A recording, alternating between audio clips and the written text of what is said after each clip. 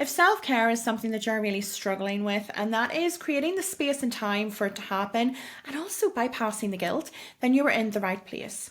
I'm going to give you a couple of hints and tips that I used on my journey that really helped me create space for myself and actually move past that guilt gradually, step by step. We're no rush here.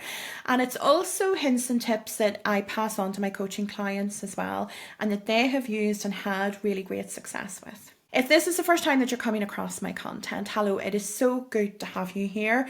My name is Gemma Lonsdale and I am a spiritually gifted life coach, and I'm here to help you create a life that you love. Now, if you're liking this content, there's lots more, so keep on watching. If you like and subscribe, not only will it let the algorithm know that it is worth watching, but it also helps confirm to me as well that the content is something that you're looking more of.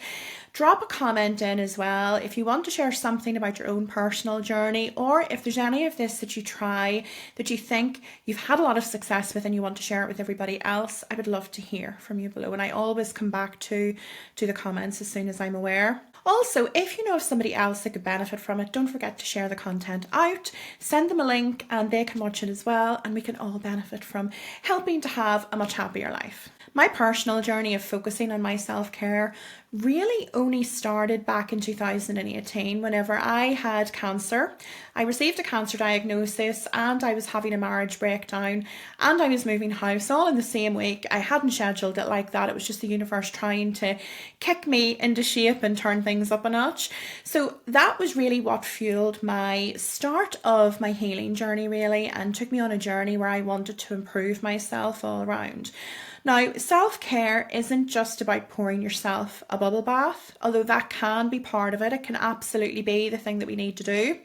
When I talk about self-care, I talk about it in 3 different areas, and that is the mind, the body, and the spirit. You're not going to be an expert in all of these areas. You may have a natural affinity towards your mental health and feeding your mind, but you maybe struggle with moving your body and eating the right things.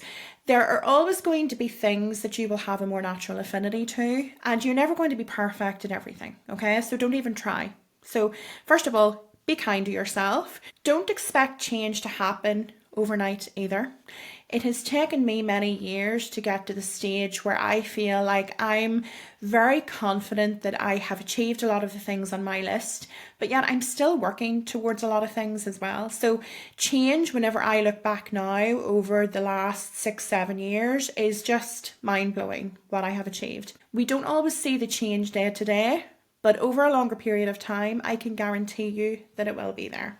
One of the big challenges when we are so busy, especially if you're like a parent or you're caring for somebody else, you've got a really buzzing social life, maybe your job is really demanding, it's actually finding the time to slot something in. So our natural inclination whenever it comes to self-care and what that looks like for us, it's like, well, gosh, where am I even going to find the time to fit something else into my schedule?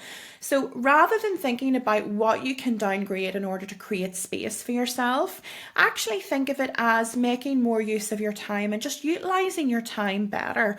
What I used to do was I used to listen to podcasts and inspirational talks, even a language learning app, whenever I would have been in the shower, getting ready for work, on my commute, all of these different things. It enables us to multitask. So rather than listening to the top 40 hits in the car or your favourite singer, actually put something like that on, because honestly, even whenever you increase it to 10 minutes a day, that's a big difference.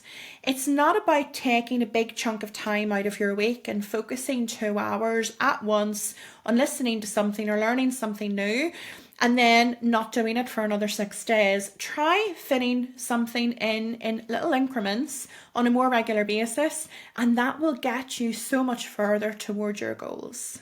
The next thing I would really encourage you to consider as well is how it actually feels when you're doing these things. If you're looking at your self-care challenges and tasks as being a chore and something like you're like, oh my God, I don't want to do this again today, then I would really consider that you rethink what you're actually doing and consider what other things that you can do to excite you a little bit. So for example, if you're thinking, gosh, I need to get to the gym 4 days this week and do 30 minutes on the treadmill, and you're just dreading the thought of it and you hate the gym and everything about it, think about what else you could do to actually get that exercise and movement into your day. You know, is it taking a walk to the shops, parking at the far side of the grocery store and walking that extra little bit?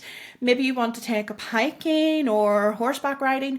Try something that is going to bring you more enjoyment and bring that movement to you in a different way. You know, we're not going to enjoy everything, and self-care is something that we should be doing in order to love and nurture ourselves. If you're doing self-care and you're going to the gym and you're like, that isn't loving yourself. You're doing it because you have to, not because you want to, and it's making you feel good, and it should make you feel good. When it comes to movement for me, like, I've never really enjoyed cardio, and I know everybody else say, yeah, you should be going in and doing your 30 minutes cardio when you're in the gym. I've never really enjoyed that, so I try to get cardio in other ways, and I really enjoy weightlifting. So whenever I go into the gym, that's all I want to do. I want to lift heavy, I want to deadlift, I want to do all of those other things. So find something that you love, because then you're going to be more likely to stick with it.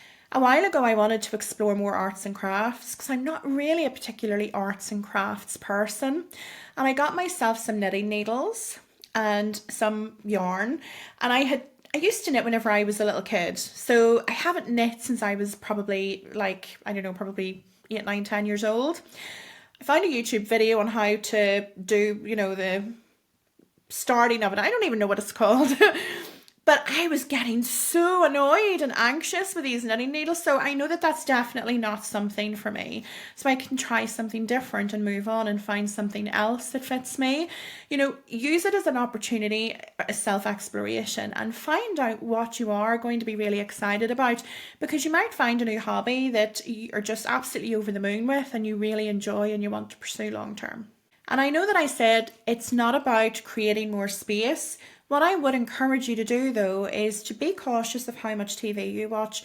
For one thing, when we're watching certain things on TV, it's not very nourishing for our minds and our souls, for one. Especially if you're watching like serial killer documentaries or, the reality TV, and you're just getting sucked into a box set and watching them back to back.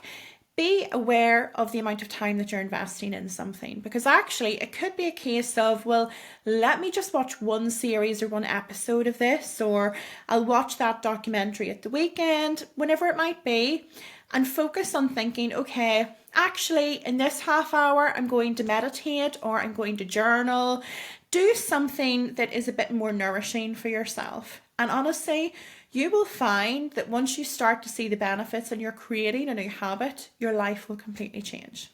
If you're interested in more of my content, there is lots of free content available on Instagram, on TikTok, also on my Substack as well.